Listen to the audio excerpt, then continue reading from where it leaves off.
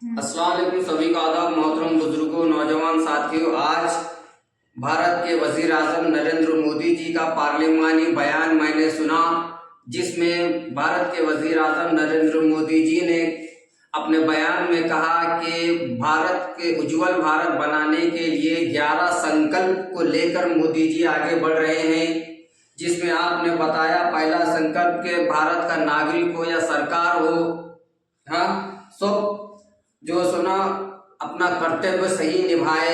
फिर हर समाज के लोगों को उनका हक और अधिकार मिले और सबके साथ सबका साथ सबका विकास हो और संविधान का सब पालन करे। ऐसे आपने 11 संकल्प बताए। मोदी जी, बिल्कुल आपकी बात सही है, आपकी सोच सही है, मगर ये एक ऐसा लग रहा है कि आपका ये पार्लियामानी 11 संकल्प की बात, उज्जवल भविष्य की बात, भारत की बात, ये मौजूदा वतन अजीज भारत के जो सूरत हाल है, जिस तरह हम देख रहे हैं कि आए दिन आपकी पार्टी के लीडर्स और आपकी पार्टी के नेता, आपकी पार्टी के एमएलए एमपीस किस तरह के भाषण दे रहे हैं, बिलखुसूस एक तबके को निशाना बनाकर मुसलमानों को, मुल्क की माइनॉरिटी को कमज़ोर कर रहे हैं, उनको निशाना बना रहे हैं। जहां बोले वहां पर मॉब लिंचिंग कर रहे हैं, एक हद से ज़्यादा जुल्म और बर्बरियत खा रहे हैं बिलखुसूस मुसलमानों को ऊपर। आपके दौरे इख्तियार में, जैसा कि साबिक़ उपराष्ट्रपति हामिद अंसारी साहब ने कहा था कि मुसलमान वतन अजीज भारत में अनसेफ महसूस कर रहा है, तो यकीनन आपके दौरे इख्तियार में ऐसा बराबर लग रहा है कि आए दिन कोई ना कोई मस्जिद के ऊपर हमला होएगा, कोई ना कोई मस्जिद की मीनार के ऊपर भगवा झंडा लहरा रहा है, आए दिन किसी न किसी मस्जिद के ऊपर पत्थर फेंका जा रहा है, आए दिन किसी न किसी मदरसे को बुलडोजर लगा के गिराया जा रहा है। हाँ, फिर सबका साथ सबका विकास कैसा होगा? और क्या गड़े हुए चीजों को खोदने से विकास होगा?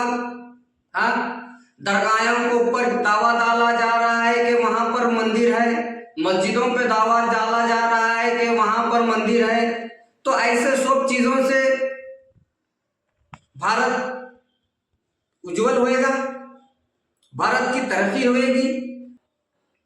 हाँ, और आप सबका साथ सबका विकास बोल रहे हैं, कहां से मुसलमानों का साथ हो रहा है, मुसलमानों का विकास हो रहा है? आज वतन अजीज भारत में दिन ब दिन मुसलमानों की जो सुना लीडरशिप का खात्मा होते जा रहा है। ऐवान पार्लियामेंट में मुसलमानों की तादाद कम होते जा रही है। आपकी इतनी बड़ी नेशनल पार्टी है, मगर आपकी पार्टी से एक भी मुस्लिम रुकन पार्लियामेंट क्यों नहीं मुंतखब हो रहा? जब सबका साथ सबका विकास है मोदी जी, तो आपकी पार्टी से मुसलमानों का साथ, मुसलमानों का विकास क्यों ना हो रहा है? ये मेरा सवाल है। आप क्यों नहीं एक मुसलमान को एमपी बना रहे? आपकी पार्टी से क्यों नहीं? आपकी सरकार में एक भी मुस्लिम यूनियन मिनिस्टर क्यों नहीं है? होना ना मंत्री, यूनियन मंत्री, आपकी कैबिनेट मंत्री में एक भी मुसलमान क्यों नहीं है? तो कहां से साथ हो रहा है, कहां से विकास हो रहा है, किसका साथ किसका विकास हो रहा है? ये तो दिखने खुलेआम दिख रहा है पूरा। आप मोदी जी पार्लियामेंट के अंदर पार्लियामानी तकरीर में एक बात करते हैं और बाहर एक बात काम करते हैं। आप ऐसे हैं हाथी के दांत दिखाने के कुछ, खाने के कुछ। आपका जो रवैया है, इसको आम जबान में डोगला रवैया कहते हैं, कहना कुछ करना कुछ। मैंने कहा कि रिजर्वेशन नहीं छीना जाएगा, मगर जब रियासत कर्नाटक में आपकी बीजेपी की सरकार थी, आपकी बीजेपी की सरकार ने माइनॉरिटीज का 4% रिजर्वेशन का खात्मा किया। आप ही की सब बीजेपी की सरकार थी कर्नाटक में, उसने 4% मुसलमान माइनॉरिटीज का रिजर्वेशन का खात्मा किया, और आप कहते हैं कि किसी का रिजर्वेशन नहीं छीना जाएगा। यह सब दोगला रवैया है। कहना कुछ करना कुछ। अगर वाकई भारत को खुशहाली की और तरक्की की राह पे ले जाना है तो नरेंद्र मोदी जी आपको भारत के मुसलमानों से दोस्ताना मोहब्बत और शफकत की अंदाज में जीना चाहिए। आपको भारत के हर नागरिक को एक समान आप देखना चाहिए। आप पार्लियामेंट में जो कहते हैं आप पार्लियामेंट के बाहर भी उसके ऊपर अमलवारी होना चाहिए। जहां जहां जिस जिस रियासतों में आपकी सरकार है बीजेपी की, वहां पर मुसलमानों के ऊपर हो रहे जुल्म और बर्बरियत को रोकना चाहिए। जहां भी हफ्तल्फी हो रही है उस हफ्तल्फी को रोकना चाहिए, अदल व इंसाफ को कायम करना चाहिए।